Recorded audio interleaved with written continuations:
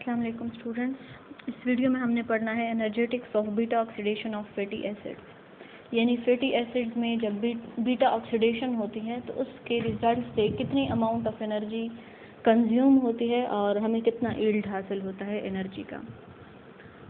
So first of all look at the definition of bio energetics, जिसे हम simply energetics भी कहते हैं। तो एनर्जेटिक्स क्या है? This is a part of biochemistry which is concerned with the energy that is involved in making and breaking of chemical bonds. Chemical bonds जब टूटते हैं या बनते हैं तो उस दौरान या तो ये एनर्जी रिक्वायर करते हैं या ये लॉस करते हैं, तो उनको स्टडी करना, उनके रिलेशनशिप को स्टडी करना कहलाता है बायो एनर्जेटिक्स।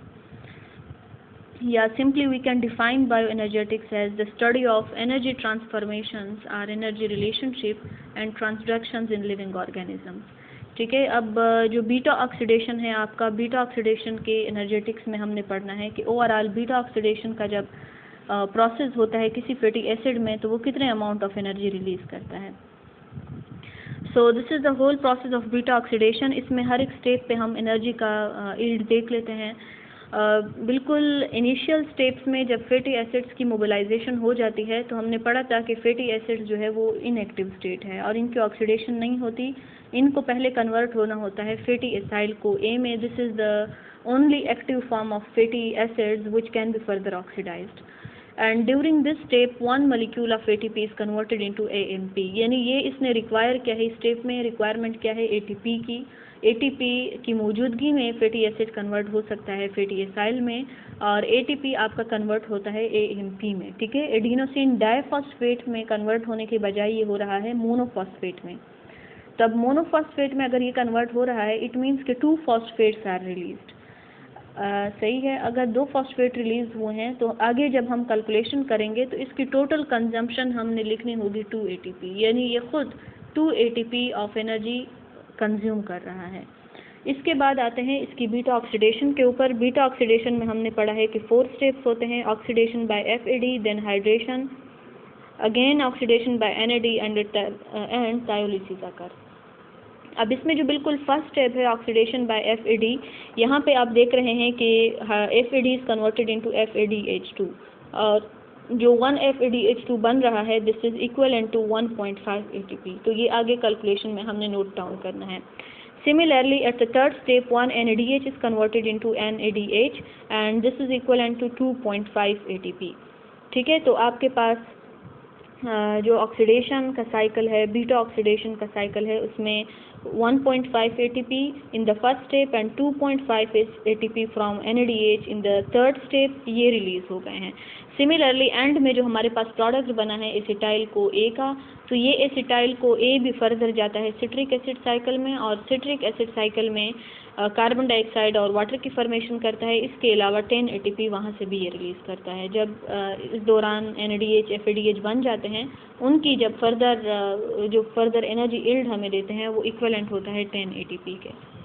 अच्छा, अब एक साइकिल के लिए देखते हैं। एक साइकिल में अभी जो हमने पढ़ा है कि एक NADH प्रोड्यूस हुआ है और एक FADH प्रोड्यूस हुआ है। ये देखें, from 1 cycle of any fatty acid, कोई भी फैटी एसिड जब 1 साइकिल पे जाएगा बीटा ऑक्सीडेशन में, 1 NADH will be produced which is equal to 2.5 ATP। Similarly 1 FADH2 is produced which is equivalent to 1.5 ATP, and at the end we get one molecule of 1 acetyl coenzyme A molecule। ठीक है, अब आगे इनका क्या देखना है हमने कि जब टोटल साइकिल्स इनके कंप्लीट हो गए, ये तो पूरा आपका फैटी एसिड हो गया है। ठीक है, this is 16 carbon fatty acid which is known as palmitic acid. अब पाल्मिटिक एसिड में जो एक साइकिल हो रहा है, एक साइकिल की वजह से इसमें रिडक्शन हो रही है एक एसिटाइल कोएंजाइम ए की, 2 कार्बन एटम्स की रिडक्शन हो जाती है।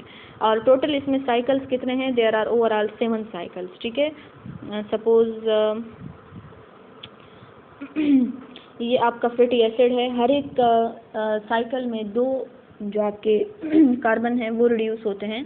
तो यहाँ पे आपका एक साइकिल हो जाता है। ठीक है, this is 1 cycle, second cycle, third cycle, 4th, 5th, 6th and 1 2 3 4th 5th 6th 7th and 8।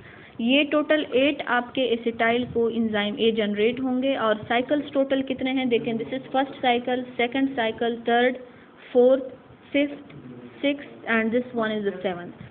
ठीक है, 7th साइकिल के बाद आपके पास एसिटाइल कोएंजाइम ए एंड में जनरेट हो जाता है। तो अब वो तो ऑलरेडी बन चुका है एसिटाइल को ए में, तो उसकी फर्दर रिडक्शन नहीं होगी।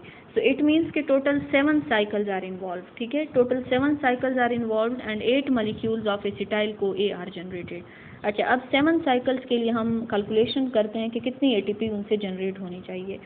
1 साइकिल में जो एनर्जी जनरेट होती है वो होती है 1 NADH जनरेट होता है, 1 FADH2 जनरेट होता है। 1 NADH इक्वल है 2.5 ATP के। अब जब टोटल 7 साइकिल्स होंगे तो उनमें 7 NADH प्रोड्यूस होंगे। ATP को आप फिर 7 के साथ मल्टीप्लाई करेंगे, ओवरऑल हमारे पास 17.5 ATP बनेंगे। ठीक है, इसी तरह एक साइकिल में FADH2 का एक मॉलिक्यूल बना है which is equivalent to 1.5 ATP। जब इस तरह के 7 साइकिल्स कंप्लीट होंगे तो हमारे पास 7 FADH2 बनेंगे और फिर ATP के लिए हमें इसे 7 के साथ मल्टीप्लाई करना होगा। ओवरऑल ATP की जनरेशन क्या हो गई है 10.5 ATP। मतलब क्या हुआ कि अगर 16 कार्बन का कोई पाल्मिटिक एसिड आपने लिया हुआ है तो उसमें 17.5 ATP प्रोड्यूस होंगे फ्रॉम NADH और 10.5 ATP जनरेट होंगे फ्रॉम FADH। ओवरऑल जो बीटा ऑक्सीडेशन से, बीटा ऑक्सीडेशन का जो सिर्फ बीटा ऑक्सीडेशन वाला पार्ट है उससे जो एनर्जी जनरेट हो रही है it is 17.5 plus 10.5 which is equal to 28 ATP। ठीक है, तो ये बात आपने याद रखनी है कि 28 ATP हम हासिल करते हैं पाल्मिटिक एसिड से जब इसकी क्या होती है बीटा ऑक्सीडेशन। सही है। अच्छा, ये तो इसकी बीटा ऑक्सीडेशन हो गई है। इसके अलावा जो हमारे पास 8 एसिटाइल को एंजाइम ए के मॉलिक्यूल्स जनरेट हुए हैं। अब हर एक एसिटाइल को एंजाइम ए वो इंटर होगा आपका सिट्रिक एसिड साइकिल में। ठीक है, और सिट्रिक एसिड साइकिल में ये पूरा जो साइकिल है ये इसने रिपीट करना होगा। साइकिल के दौरान आप देख सकते हैं दिस इज एसिटाइल को ए, ये इंटर हो गया है। तो अब इसका जो आइसोसिट्रेट वाला बन गया है मॉलिक्यूल, ये जब कन्वर्ट होता है अल्फा कीटोग्लूटारेट में, then we get 1 molecule of NADH। ठीक है, again this alpha ketoglutarate when converts into succinyl co A, another NADH is created. Similarly succinyl co A जब आपका सक्सिनेट में कन्वर्ट हो रहा है तो एक GTP बन रहा है। ठीक है, जो फर्दर फिर ATP की जनरेशन करेगा।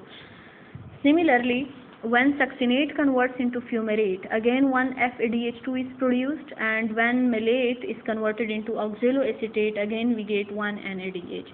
मतलब क्या हुआ कि हमारे पास 3 NADH बनेंगे, 3 NADH, और ATP में जब हम इन्हें कन्वर्ट करेंगे तो 3 के साथ मल्टीप्लाई करना होगा। 1 NADH is equal to 2.5, 3 will be equal to 3 into 2.5, overall 7.5 ATP आपके यहाँ से आ गए। सिमिलरली एक हमारा बना है FADH2 और 1 FADH2 is equal to 1.5 ATP। इसी तरह एक GTP बन गया था जो ATP में कन्वर्ट होगा और वो 1 ही ATP है। तो ओवरऑल जो ATP की कैलकुलेशन है वो हम कैसे करेंगे, 7.5 और 1.5, 1 को आपने ऐड कर दिया। टोटल यील्ड एक एसिटाइल को ए से कितनी हासिल हुई, 10 ATP की। लेकिन हमारे पास जो एसिटाइल को ए है वो कितने बने हैं, दे आर 8 इन नंबर, 8 बने हैं। 8 में से एक का साइकिल जब कंप्लीट होगा तो आपके पास 10 ATP बन गए। तो जब 8 के 8 का ये साइकिल कंप्लीट होगा then we will get 80 ATP।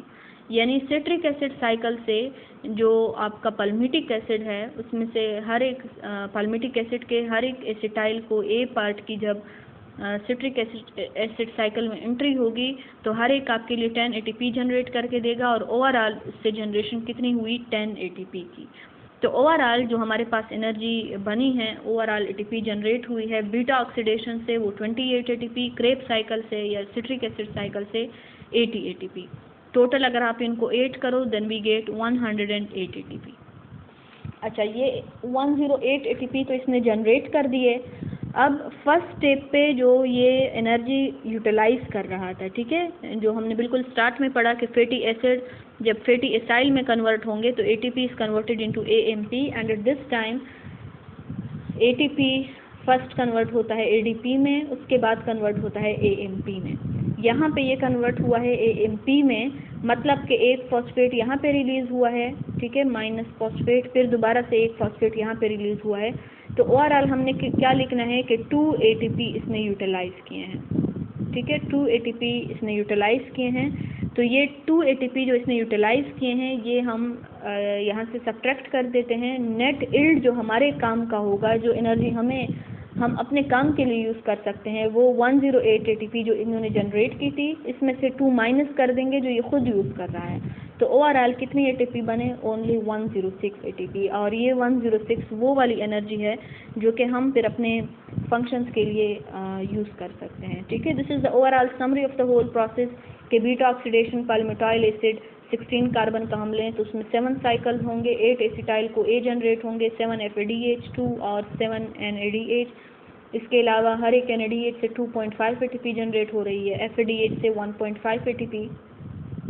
Similarly acetyl co A की जब सिट्रिक एसिड में ऑक्सीडेशन होगी तो 10 ATP जनरेट होंगे।